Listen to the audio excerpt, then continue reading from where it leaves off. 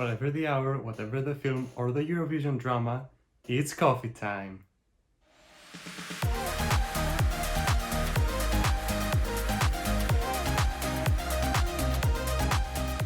This is Emmanuel calling from Coffee Break, where we take a break and discuss about films, Eurovision and much more. Grab yourself a mug of hot tea or coffee, take a sip and let's dive into this.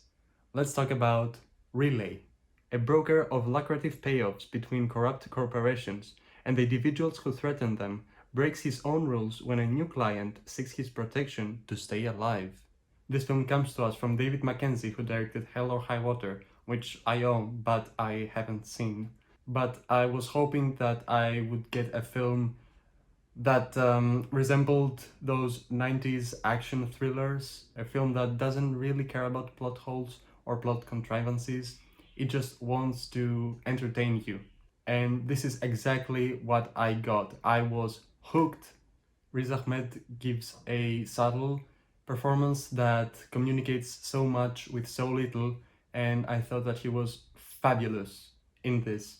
I haven't watched his Oscar-nominated role in Sound of Metal, but he was very good in Nightcrawler, and also he was serviceable in this film right here. Yes, I own Venom on Blu-ray. Don't ask why.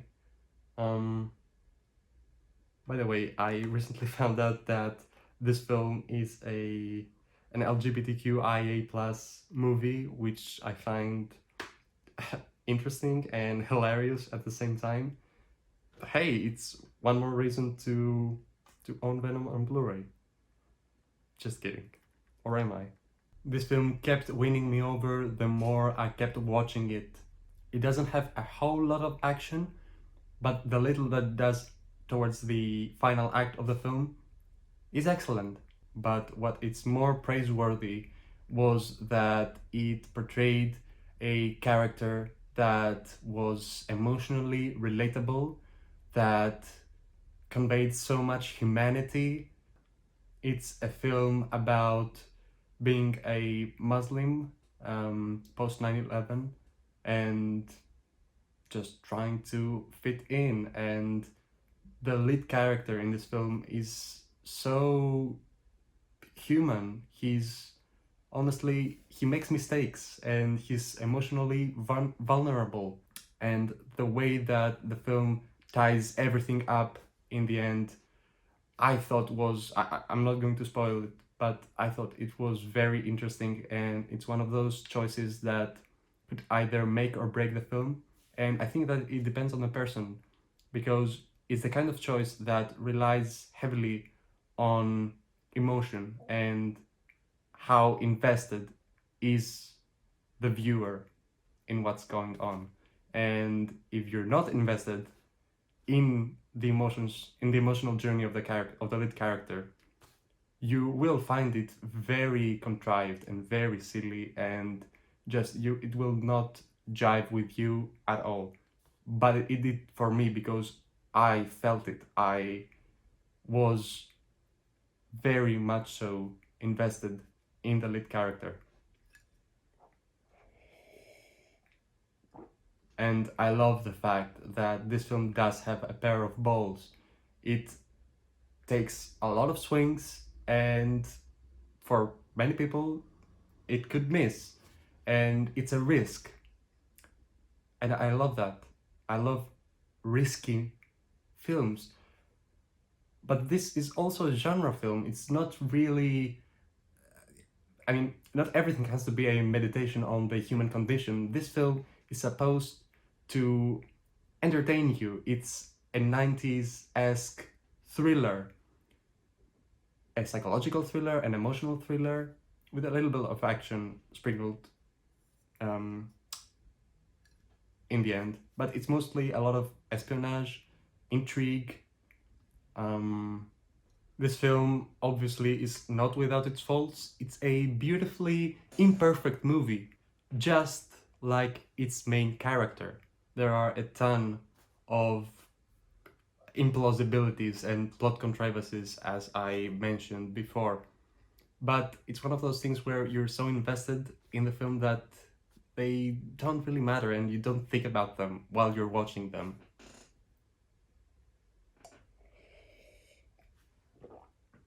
As for the flaws that I mentioned, there is an element that, as I said, I very much so jived with, that requires the viewer to be emotionally connected to the lead character, and for me it worked because I was.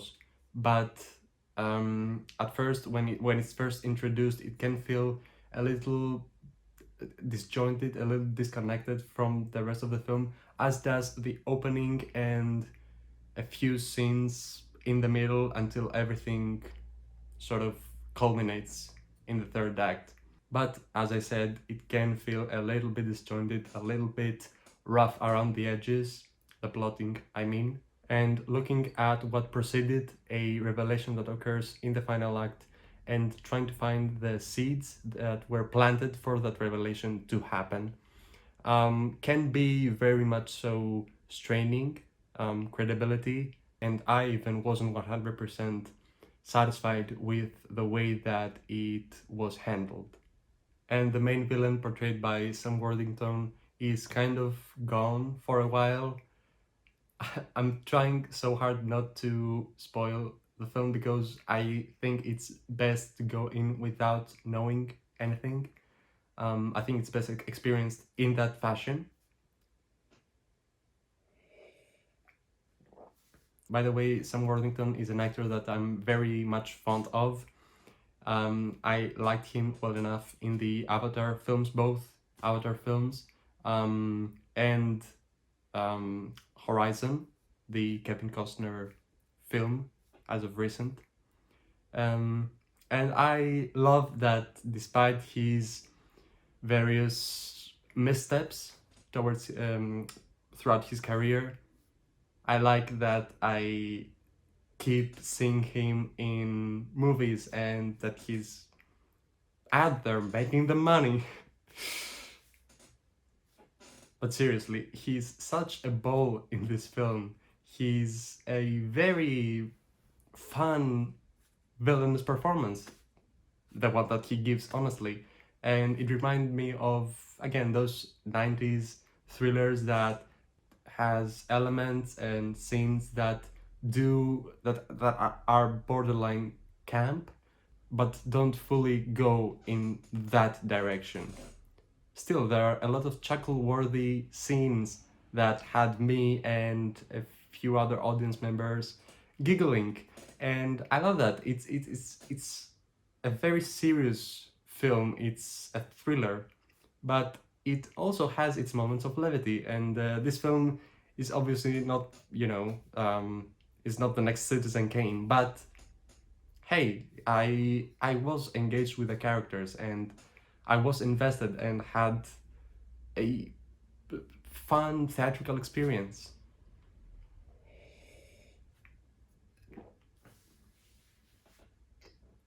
As I said, there are a few structural problems.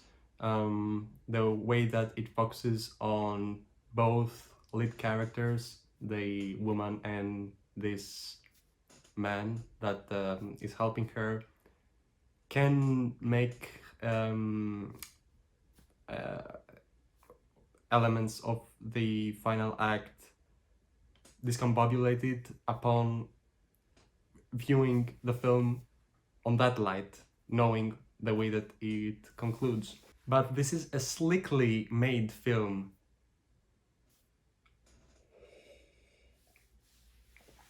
And Riz Ahmed is very, very compelling in this. As a side note, the production team that is behind this film is the studio Black Bear, which is a recent studio that is starting to take off and produce new films. And it also produced a majorly overlooked film that came out a few months ago called She Rides Shotgun, which is brilliant, and I implore you to see it as soon as possible. All in all, I'm going to give Relay a B+. And that is a wrap. Thanks so much for watching, I do appreciate it. Also, make sure to follow me on multiple social media platforms, including Letterboxd, for more film-related content, and the Awards Expert app for real-time Oscar predictions. The links are in the descriptions. Can't wait for more coffee breaks. And until next time, pour yourself a fresh one.